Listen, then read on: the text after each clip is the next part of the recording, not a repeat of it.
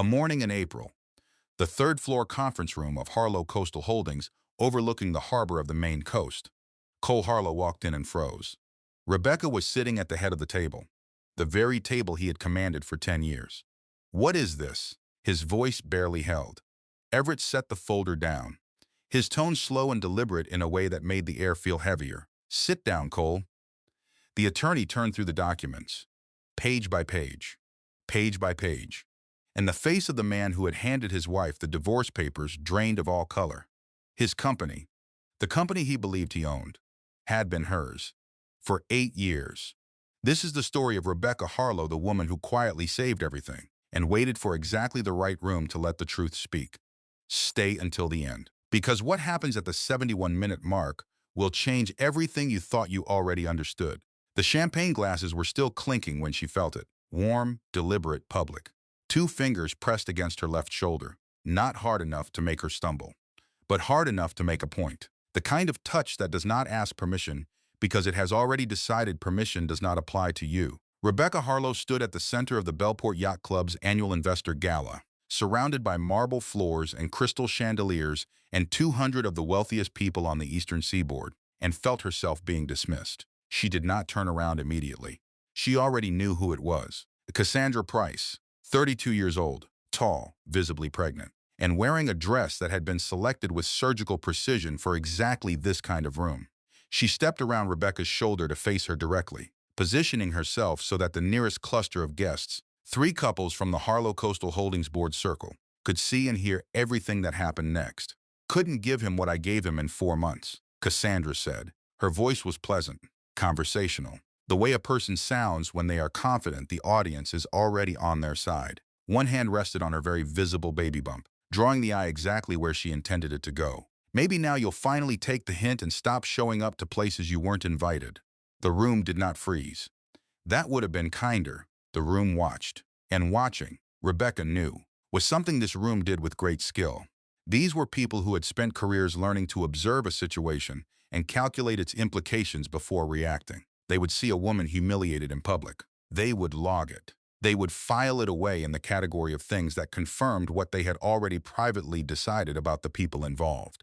Rebecca did not raise her voice. She did not cry. She did not look at Cassandra with the wounded expression of someone who had not seen this coming, because she had seen it coming from the moment Cassandra walked into the room 20 minutes earlier on Cole Harlow's arm, steering them both directly toward the bar where Rebecca had been standing alone. Rebecca picked up her champagne glass from the high table beside her. She took one slow, deliberate sip.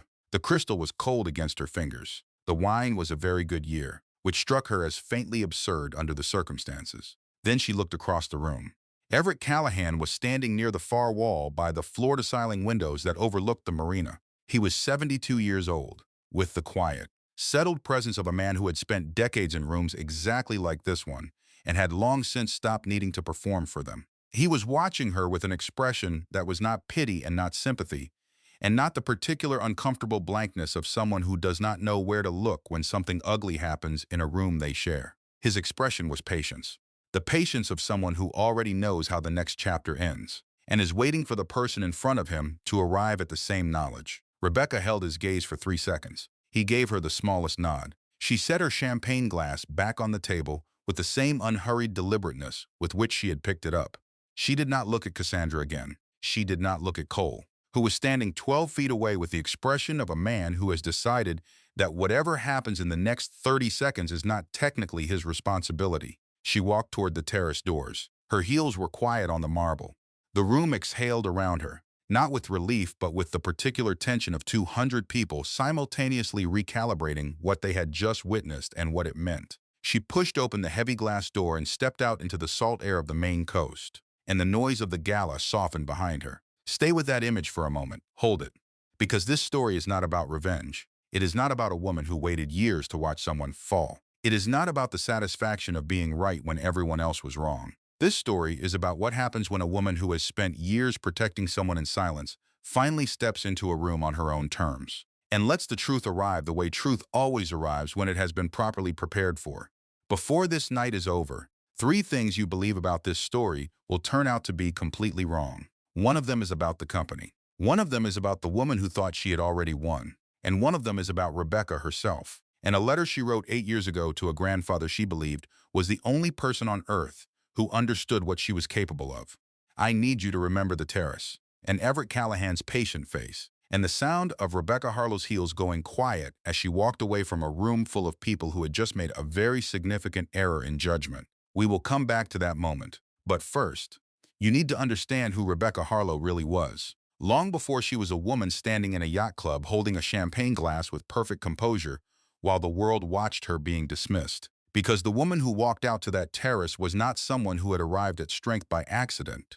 She was someone who had been quietly building it for 20 years, in a way that almost no one around her had ever had the patience or the curiosity to see. That is, almost no one. Rebecca Ann Harlow grew up in Greenwich, Connecticut, not the wealthy side. If you know Greenwich at all, you know that there is a significant difference between the side of town where old money builds stone walls along private lanes and the side where the people who maintain those stone walls live in two-bedroom houses with aluminum siding and careful, small budgets.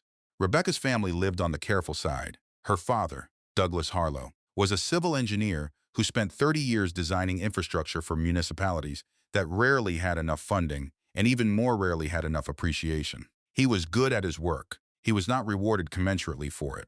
He understood this and made peace with it in the way that honest, hard-working men sometimes do, by deciding that the quality of the work itself was the thing that mattered, and that recognition was someone else's currency. Her mother, Patricia, kept the household accounts in leather-bound notebooks, not on a computer, not on a spreadsheet, in notebooks, with precise columns and handwritten figures that were reconciled every Sunday evening at the kitchen table while the rest of the neighborhood watched television. When Patricia passed, Rebecca inherited those notebooks. She was 19. She sat with them for a long time before she opened the first one.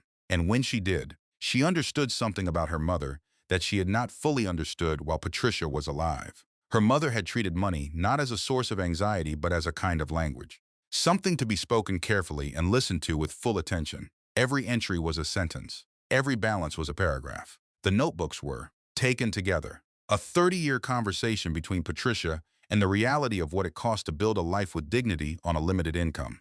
Rebecca read all of them, but the real education came from her maternal grandfather, Walter Crowell.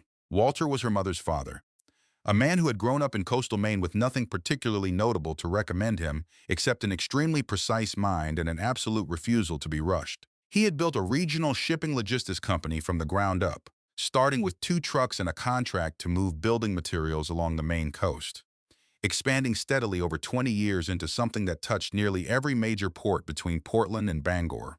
In 1993, he sold it for $43 million, a number that would have been life-altering for almost anyone, and which Walter treated with the same measured deliberateness he had brought to every other decision he had ever made. He did not buy a larger house. He did not take an extravagant vacation. He did not make the kind of public announcements that people who have worked hard for a long time are sometimes tempted to make when the work finally pays off. He called 2 law firms and spent the next 18 months building a family trust so layered, so carefully structured, and so legally thorough that even his own grandchildren, when they eventually learned of its existence, did not fully understand what they stood to inherit. That was intentional. Walter believed that money understood was money protected. Money merely possessed was money eventually lost.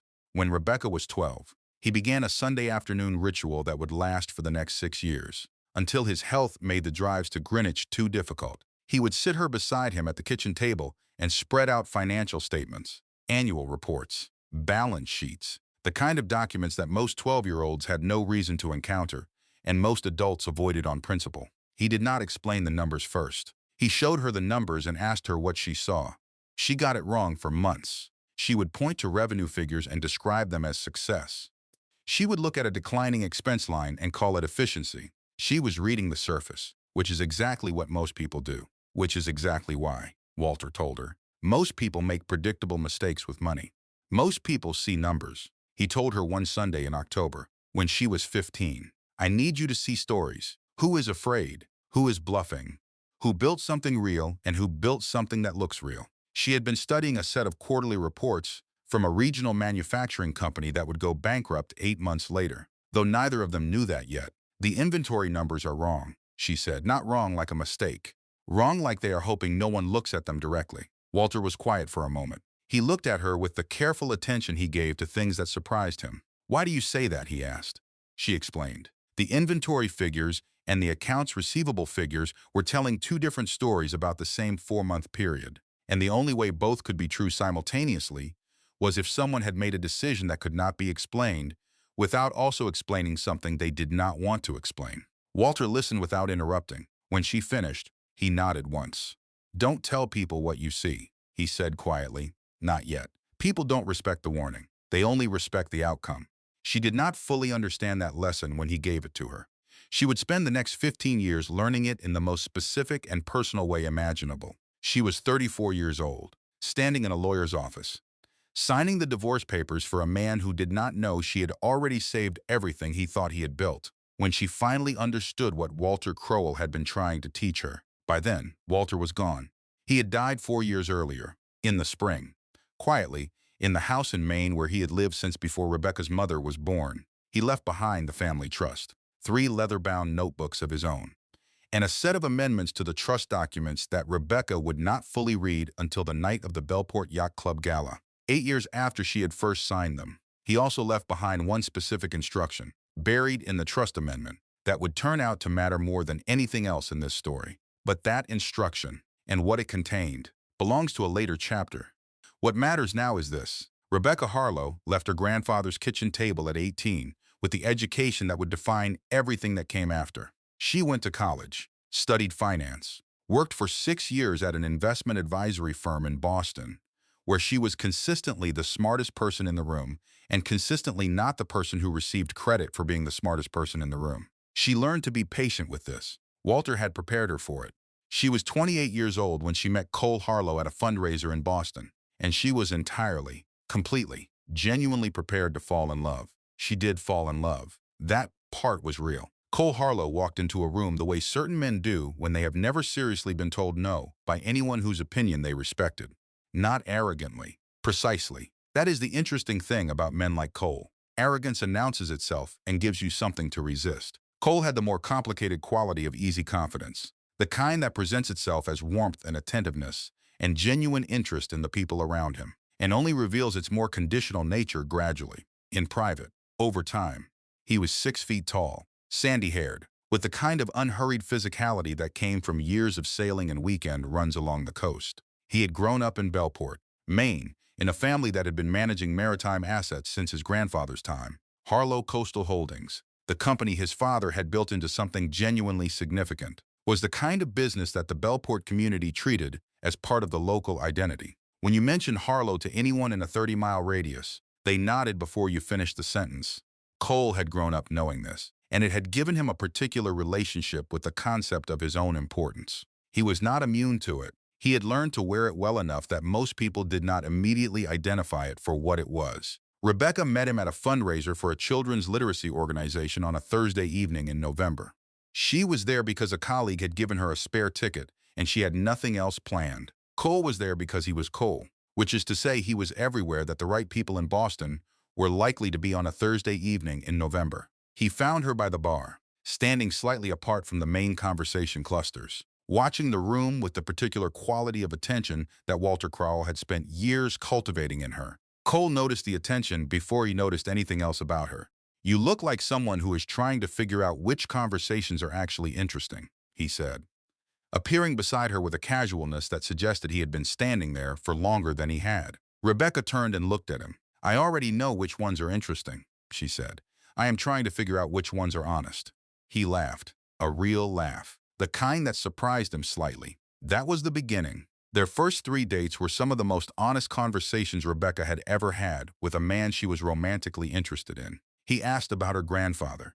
He listened when she described the Sunday afternoons with the financial statements, and he did not perform understanding he did not have. He told her about his father's company, not with the bravado she had expected, but with something closer to anxiety, the quiet fear of a person who has inherited something significant and is not certain he is adequate to it. "I don't care about the money," he told her on their 3rd date, at a small restaurant in Cambridge where the tables were close together and the lighting was good for honesty. "I care about building something that lasts. Something that will still be standing in 30 years and will still mean something." She believed him. It is important to understand that, not as a failure of her judgment, because she was not a person of poor judgment, but because he meant it when he said it. In that moment, sitting across from her with his glass of wine and his earnest, slightly anxious face, Cole Harlow was telling the truth about himself. The problem was not that he lied to her from the beginning. The problem was that the man who told the truth in that Cambridge restaurant was a version of Cole that existed in parallel with another version, and the other version would gradually, over years, make decisions that the first version would not have recognized. Their early years were genuinely good. The audience for this story needs to feel that, not just hear it, because the devastation of what comes later is only fully comprehensible if you understand what was real at the start. Cole remembered the name of every person Rebecca mentioned more than twice. When her father had a health scare in their second year together, a cardiac episode that turned out to be manageable but arrived without warning on a Tuesday night. Cole drove 4 hours through a February snowstorm without being asked. He simply appeared at the hospital, still wearing the coat he had grabbed on his way out the door, and sat beside her in the waiting room with her hand in both of his. He held her hand at the first fertility appointment without her asking. He brought her coffee at the second. He researched the clinic she wanted before the third and had already called ahead to make sure they had her insurance information. He was capable of being exactly that man. That is the thing Rebecca would circle back to in the years that followed. The years when the man she had known was no longer recognizable. Not that he had always been someone else, but that he had been genuinely, actually that person. The one who drove through the snowstorm and held her hand and told her he wanted something that lasted. And then, piece by piece, year by year, he had made choices that moved him away from that version of himself. Until the distance was so great that looking back at who he had been felt like looking at a photograph of a stranger. That is the more difficult grief. Not the person who was never good, but the person who was, and chose otherwise. Rebecca understood this intellectually long before she understood it in her body. Walter had taught her to see clearly. But seeing clearly does not make you immune to the particular human ache of loving someone who was better than they eventually decided to be. She married Cole in June, 7 years before the night of the gala. The wedding was in Bellport, on the water, with 200 guests, and her grandfather seated in the front row with his hands folded in his lap and an expression that Rebecca could not read at the time but would understand much later. Not disapproval, not concern. The expression of a man who loves someone very much and is watching them walk towards something he cannot protect them from, and has decided that his job is not to warn them but to prepare them. 3 years into the marriage, the first serious crack appeared. It came from the direction neither of them had anticipated, though perhaps both of them should have. It came from the question of children. The fertility journey began in year 3 of their marriage and ended, in its most painful chapter, in year 7, 4 days before Cole asked Rebecca for a divorce. But the crack in the marriage did not come from the medical facts themselves. It came from what the medical uncertainty revealed about the foundation beneath them. The first appointment was a routine referral, the kind of step that feels precautionary and manageable and not yet serious. Rebecca had always assumed children would come. Cole had assumed the same. They had not discussed it with any depth because there had seemed to be no urgency. They were in their early 30s. They were healthy. Time felt generous. When the first specialist suggested additional testing, Cole drove them both home and stopped for takeout and opened a bottle of wine and said, "We'll figure it out," in the tone of a man who genuinely believed that. By the second appointment, the tests were more specific and the timeline more unclear. By the third appointment, the language had shifted into qualifiers. Possible, the doctor said. Uncertain. Words that do not resolve into a plan. The real break came on a Tuesday afternoon in March, at the end of year 4 of their marriage. Rebecca had left a specialist appointment alone. Cole had a board meeting he had described as unmovable, and she had told him she understood, which she did, or had decided to. She drove home in the particular silence that follows a medical conversation that has answered nothing while somehow making everything feel more fragile. She parked in the driveway and sat for a moment before going inside. Cole was in the kitchen, laptop open, bourbon on the counter, the overhead light not turned on. So he was sitting in the afternoon gray that came through the window over the sink. He did not turn when she came in. "The doctor called me too," he said. Rebecca stopped in the doorway. "I know. She mentioned she would. She said it could be years." Cole's voice was flat in the way that suggests a conclusion has already been reached. "She said there are no guarantees." "I know," Rebecca said. "That is what I was calling to tell you." She had tried to call him from the parking garage. He had not answered. Cole finally turned. He had been drinking, not heavily, but enough. And his face held something that Rebecca identified and then immediately tried not to identify, because naming it would require her to respond to it. and she was not ready to respond to it yet. It was not grief. Grief she would have recognized and met with something of her own. It was not frustration. Frustration she understood. She felt it herself. It was distance. The specific distance of a man who has been doing private arithmetic about whether a situation is worth its cost, and has arrived, quietly at a number he has not shared. She told herself she was imagining it. She told herself this because she needed to, because the alternative required her to sit with something that was not yet true and could not be addressed until it was. And because she had been married to this man for 4 years, and he had driven through a snowstorm and held her hand in waiting rooms, and she owed him the charity of assuming she was misreading his face. She made dinner. They ate together. Cole talked about a shipping contract that was being renegotiated. Rebecca asked questions. They cleared the dishes. Before bed, he kissed her forehead. She lay in the dark for 4 hours. The body knows before the mind admits. Walter Crowell had told her that. Not about marriages, but about financial reports. About the way certain numbers feel wrong before you can articulate why they are wrong. The same principle. She was learning, applied to everything. For the next 18 months, she watched the distance in Cole's face appear and recede, like a tide that was moving very slowly but in one consistent direction. There were good months, several of them. Cole researched fertility clinics on his own initiative. He made appointments. He was present in the waiting rooms in the way she had needed him to be, attentive and warm in the man from the snowstorm. She allowed herself to believe, each time the good months came, that the distance had been a season. But the body knows. For the universal dilemma that sits at the center of this story is not about infidelity, not really, or not only. It is about the specific human experience of watching someone you love make a decision, slowly and incrementally, that they will never name out loud but that you can see with perfect clarity in the small daily facts of how they occupy the same space as you. Most people who have been married for any significant length of time understand the experience of watching someone emotionally reposition themselves while maintaining the surface of the relationship. It is one of the lonelier experiences available to human beings. You cannot confront what has not yet been admitted. You cannot grieve what has not yet been lost. You can only watch and wait and continue making dinner and asking about the shipping contract and lying in the dark at 4 in the morning trying to decide whether you are responding to reality or manufacturing a story. Rebecca was not manufacturing a story. She was also, for longer than she should have been, choosing not to act on what she could see. Because Cole had been the man in the snowstorm, and you do not walk away from the man in the snowstorm without being very, very sure. In year 6 of their marriage, 4 months before she stood at the window of a waterfront restaurant and counted 43 seconds, the company crisis hit. And it hit in a way that required Rebecca to make the most consequential private decision of her life. The warning signs had been present in Harlow Coastal Holdings' financial reports for nearly a year before the crisis became undeniable. 3 major contracts failed to renew in the same quarter. A waterfront development deal in Penobscot County that had been a significant part of the company's expansion plan collapsed when the lead investor withdrew. A silent partner, a Boston-based real estate entity that had been part of the original Harlow family financing structure, pulled $4.2 million from the operating fund without explanation other than a brief letter citing strategic reallocation. Cole came home at 2 in the morning after an emergency board meeting and sat at the kitchen table without turning on the light. "We might lose it," he said. "All of it.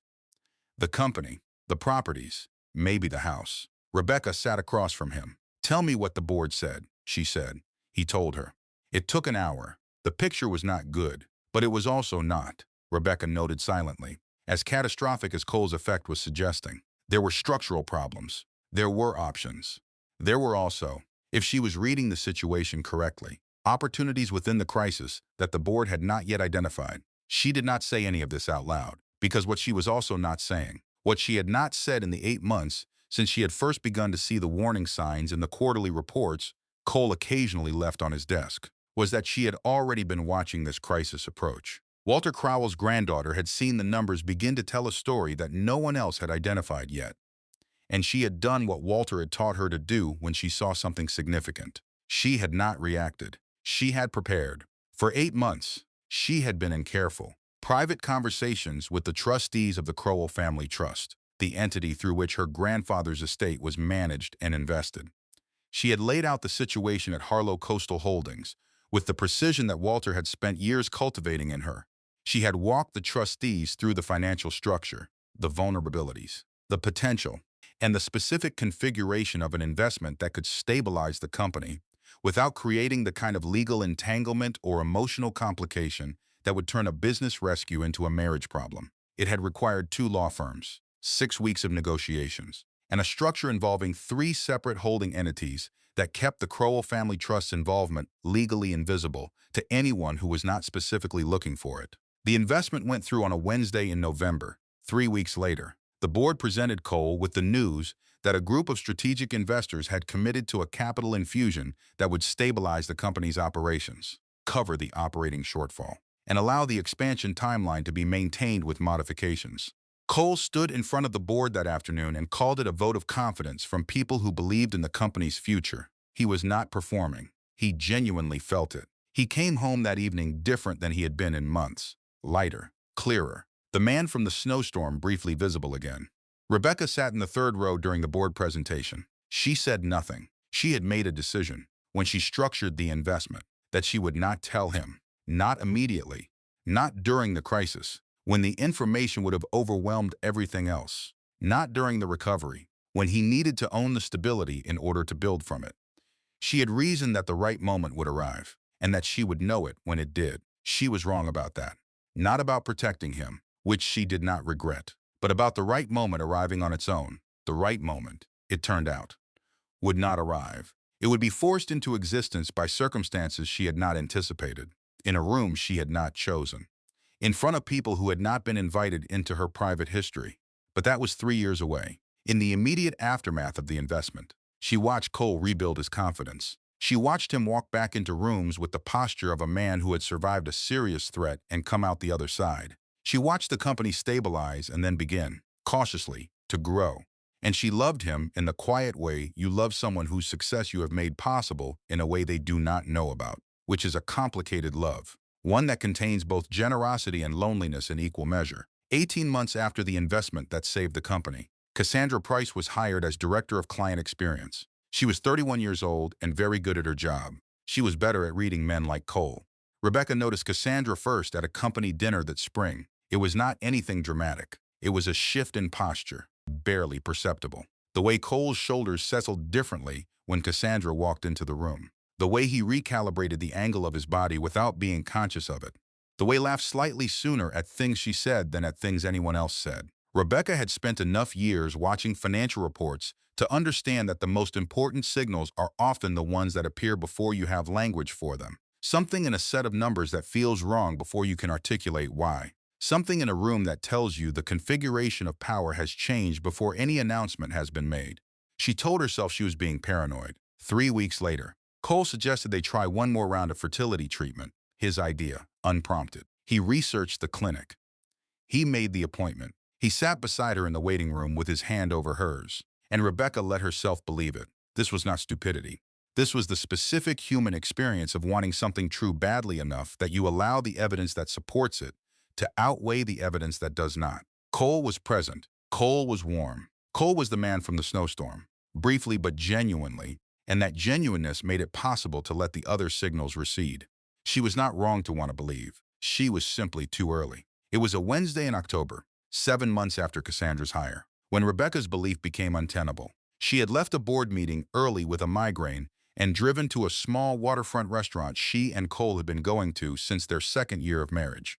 She had called ahead for takeout, lobster bisque, his favorite. It was the kind of small gesture that long marriages accumulate without discussion. The private language of 2 people who know what the other person needs without being asked. She was standing at the hostess stand when she looked through the dining room window. Cole and Cassandra.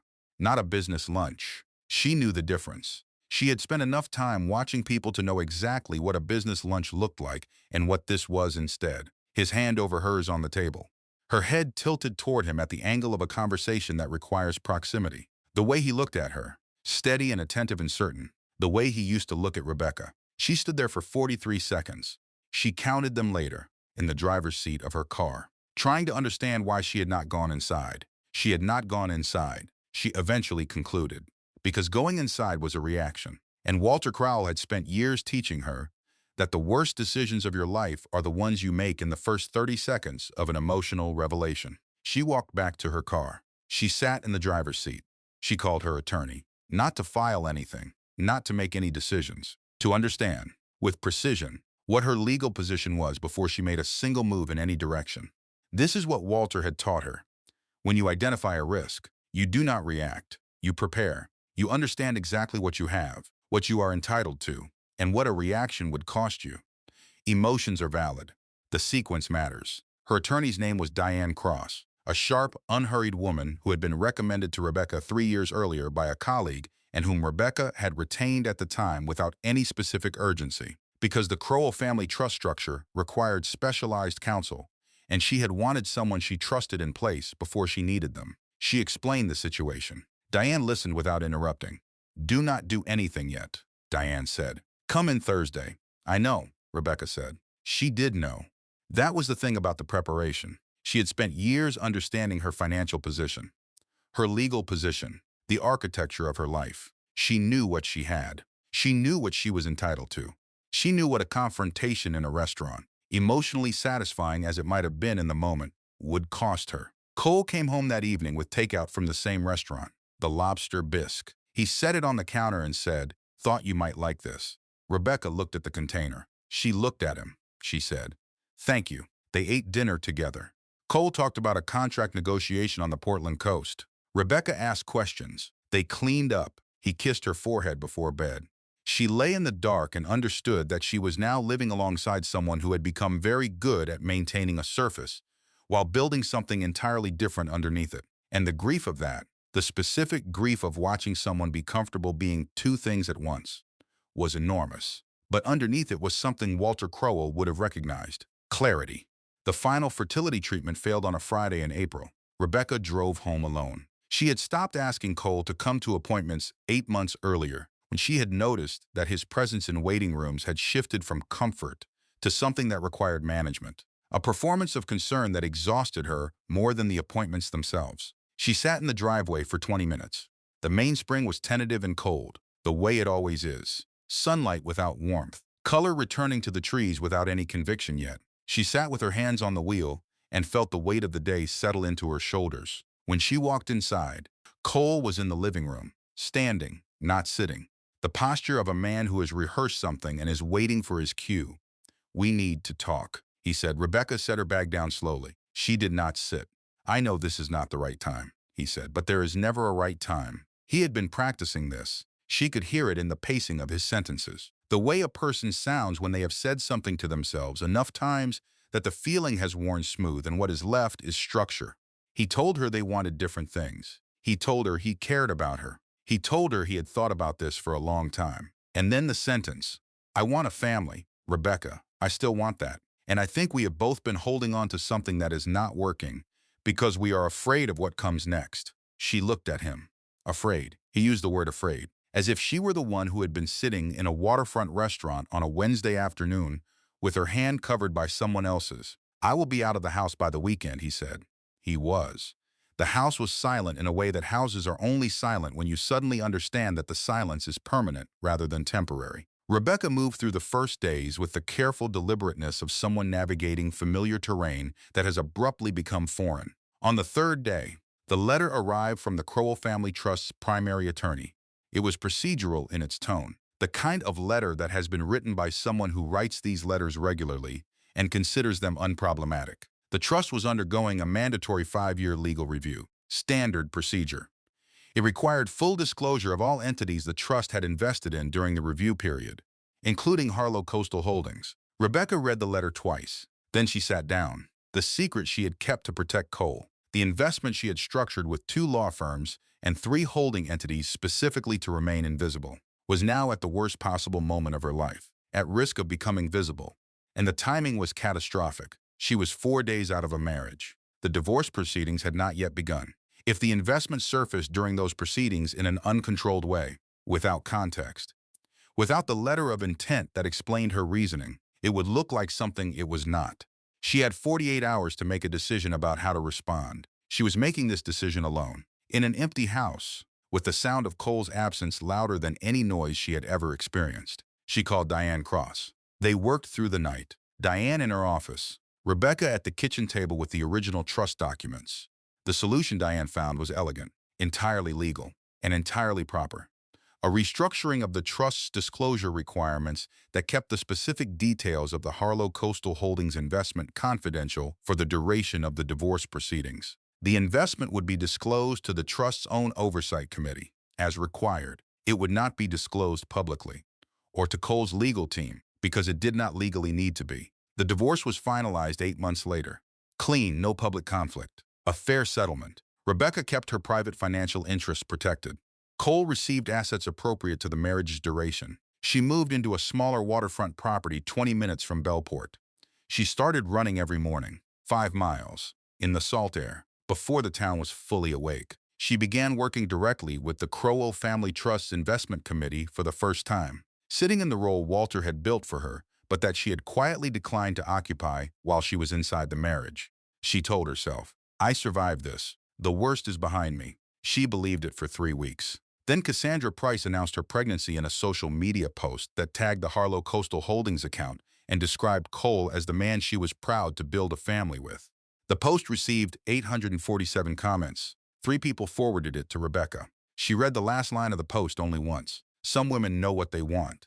I have always known." Rebecca closed her phone. She went for a 6-mile run. When she came back, she sat at the kitchen table with a cup of coffee and thought, for a long time, about her grandfather, and about what he had told her when she was 15 about the difference between warning and outcome.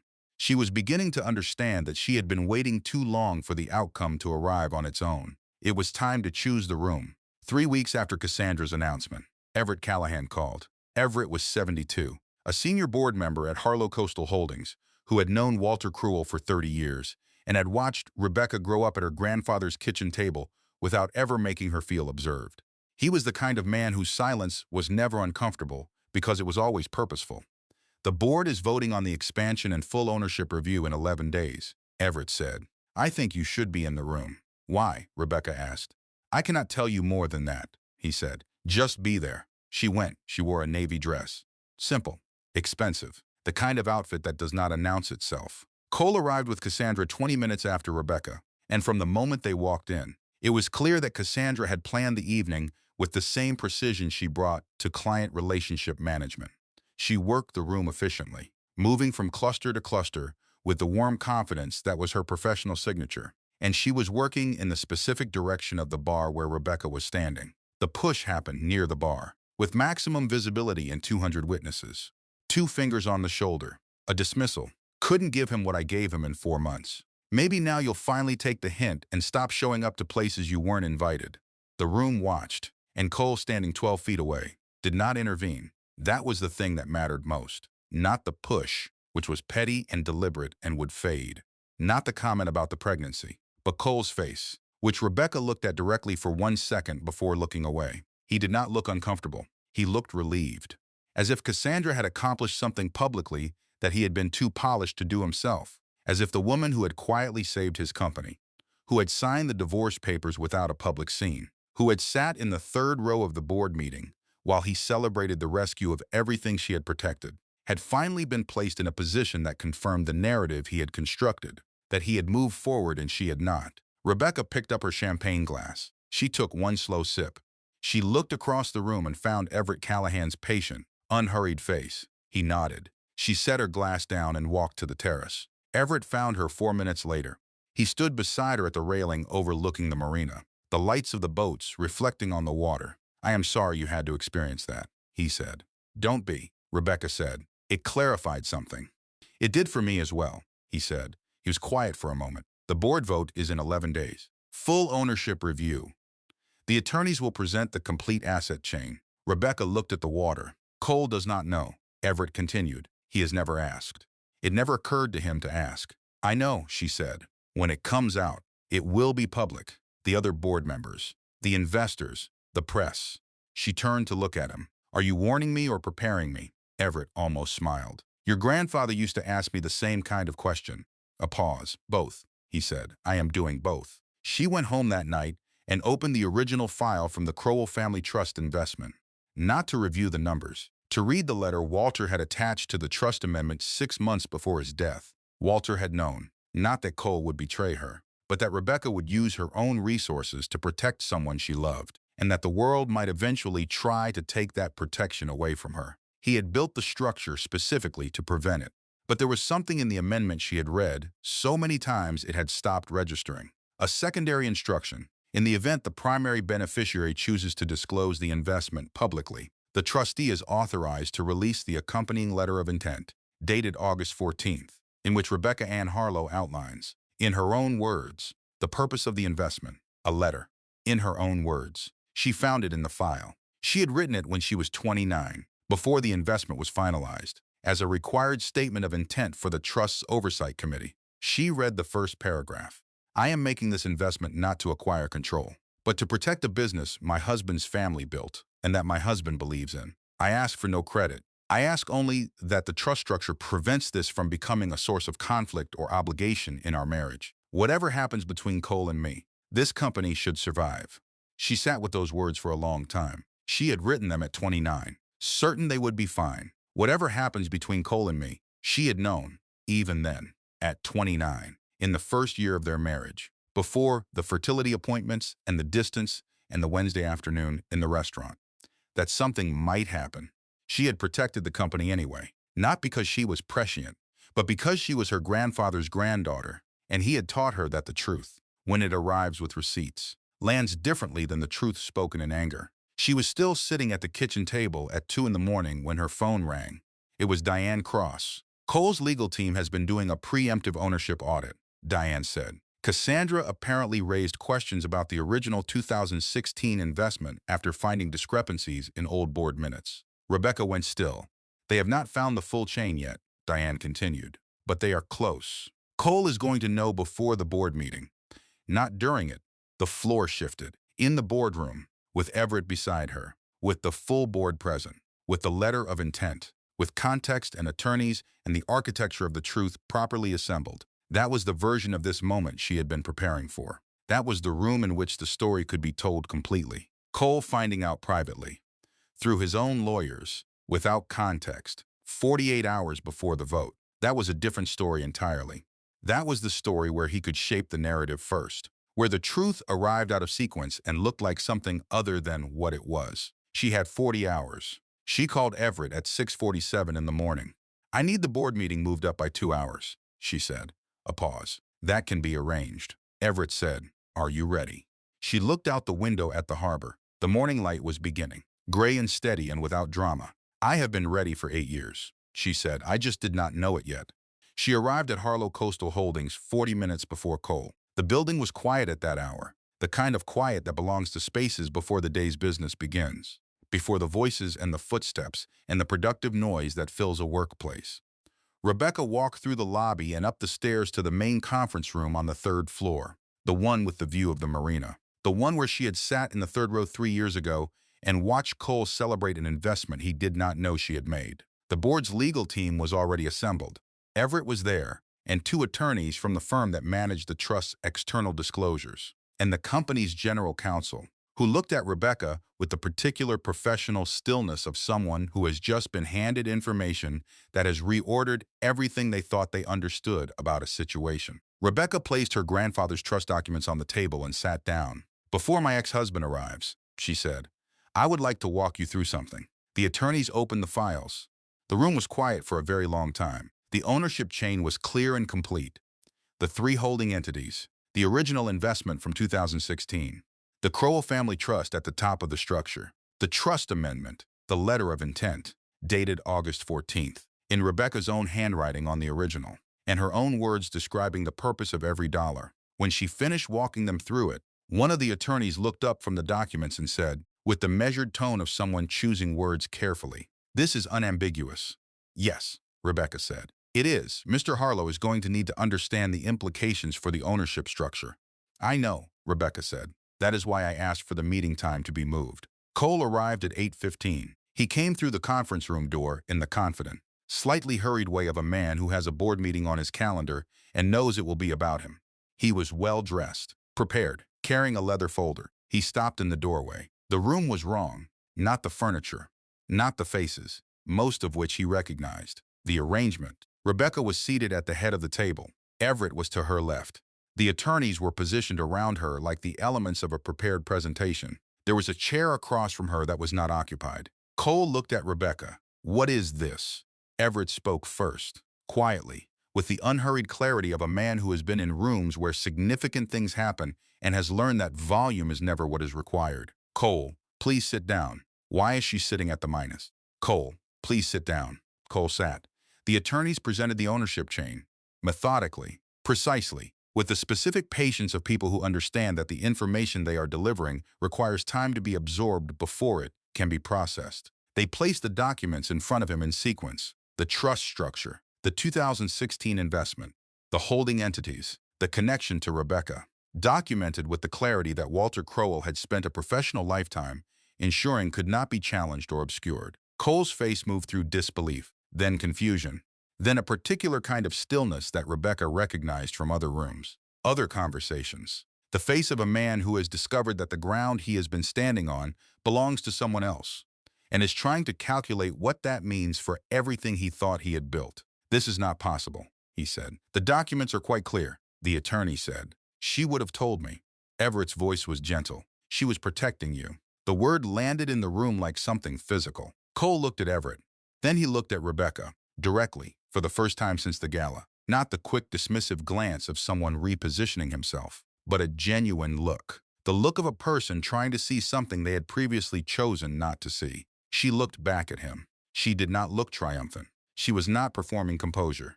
She looked, more than anything, tired. The tired was what reached him. She understood that later. Triumph he could have built a defense against.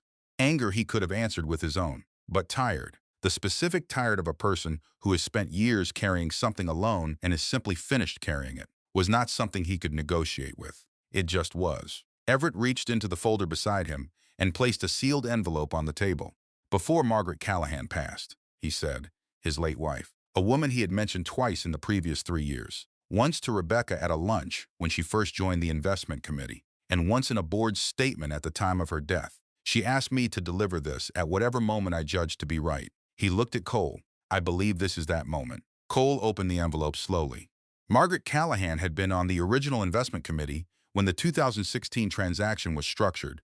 She had known Rebecca for 15 years through Everett, had watched the marriage from the particular vantage of someone who cares about both people involved and can see more clearly than either of them precisely because she is not inside it. The letter was 3 paragraphs, handwritten. The first paragraph described what Rebecca had done: the investment, the silence, the years of protection. It was factual and unadorned, the way Margaret Callahan had always been, stating things clearly and then stepping back. The second paragraph described what Cole had done, and did not soften it. Margaret had loved Cole, in her way, and had been disappointed in him, in the specific way you are disappointed in someone you believed was capable of better. The third paragraph ended. The strongest thing I ever watched Rebecca Harlow do was not save your company. It was walk away from that gala with her head up, after everything, and not say a single word. That is not weakness, Cole. That is the kind of strength most people spend a lifetime trying to build and never reach. I hope when you understand what she did, that you find a way to be worthy of knowing her, even if it is too late for anything more than that. Cole put the letter down. He sat with it in front of him for a long time. When he finally spoke, the board, the attorneys, the arranged authority of the room had all receded. There was only the table between them. I did not know, he said. I know you did not, Rebecca said. I said things. I let things happen. He stopped. I am sorry. It was not a performance. The performance had been everything that came before it. This was what was left when the performance ran out of room. I know, Rebecca said. 2 days after the board meeting, the full ownership review was completed.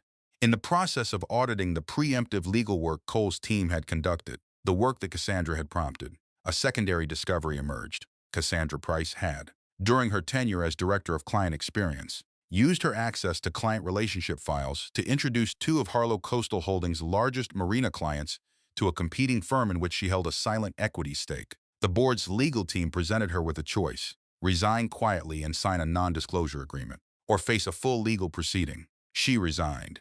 Cole and Cassandra's relationship ended the following week, announced in 2 sentences and explained to no one. Cassandra Price left Bellport and was not seen at any local event again. The pregnancy was real and unchanged. That part, at least, was not a strategy.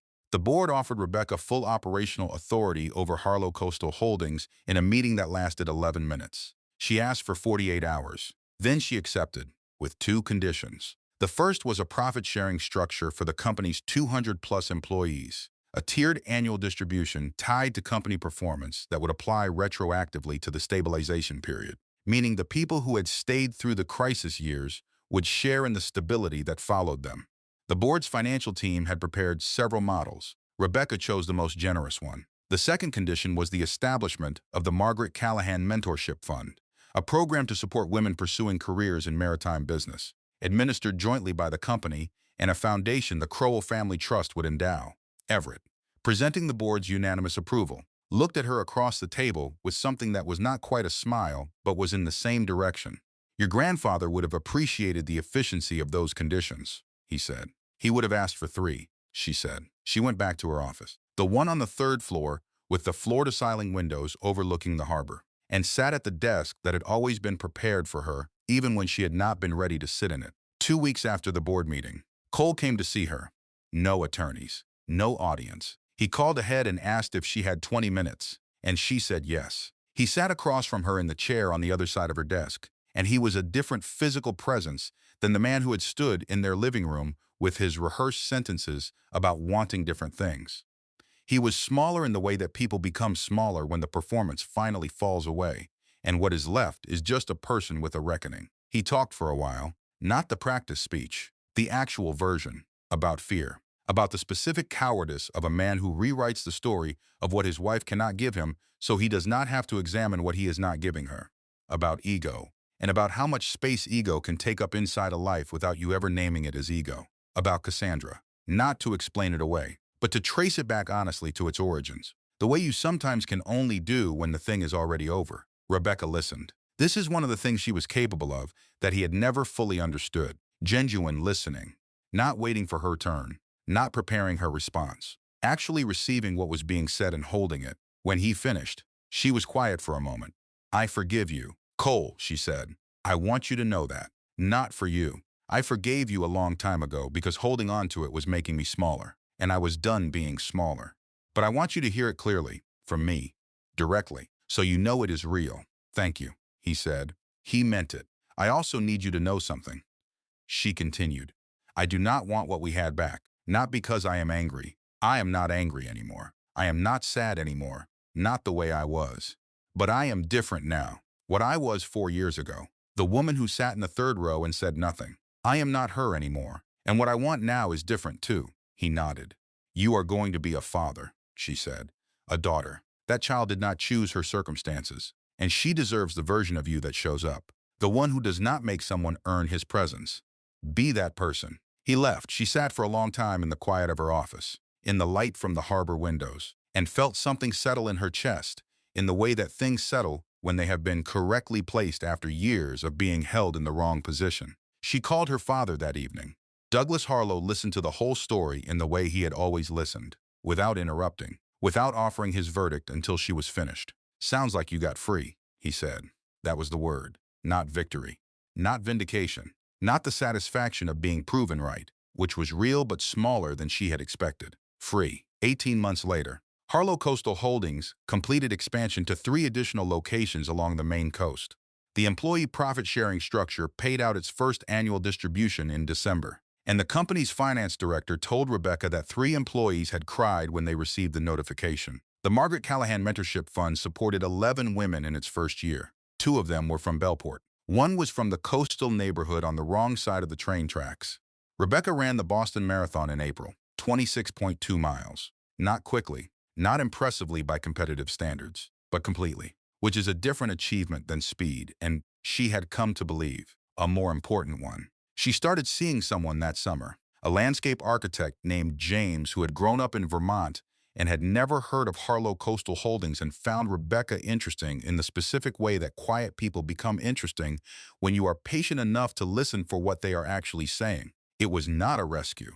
It was not a declaration. It was a door opening, tentatively, in the right direction. Cole was present at the birth of his daughter in September. By all accounts, he was a different man in that delivery room than the one who had stood in a yacht club and let his pregnant girlfriend push his ex-wife on the shoulder while he watched with relief.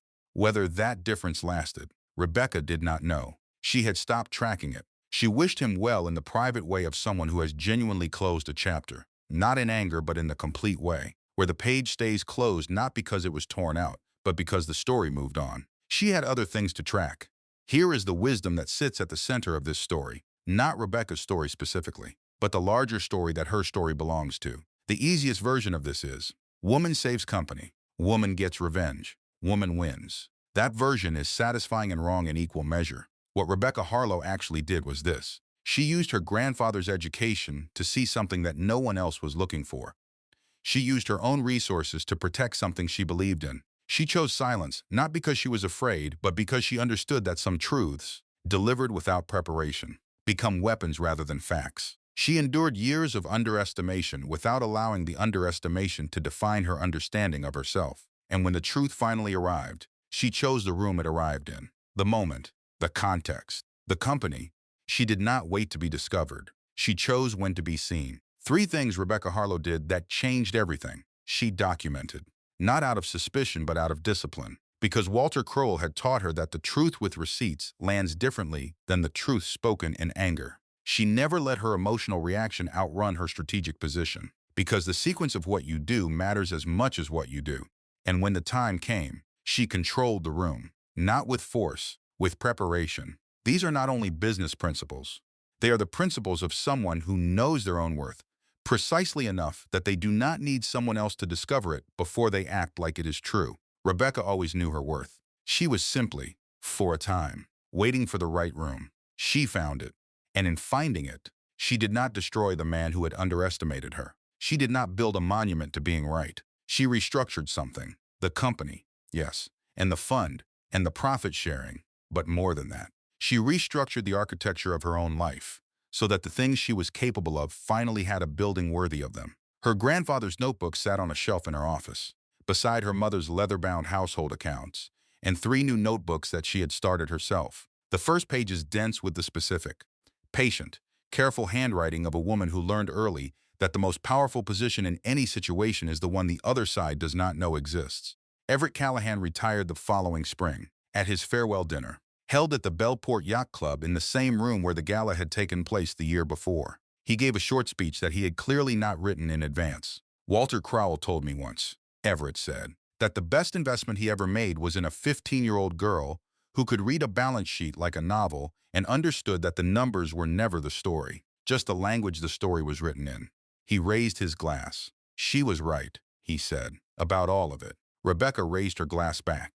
Outside, the harbor moved in the dark. The boats at their moorings, the lights reflecting on the water the way they always had, the way they would continue to, regardless of who stood at the railing looking out at them. The water did not know who owned what. The water only moved. Rebecca Harlow had learned, from the man beside her at a kitchen table on Sunday afternoons, to move with the same patience, to see clearly, to document carefully, to wait for the right room. And when the room arrived, to walk into it as if she had always known she belonged there.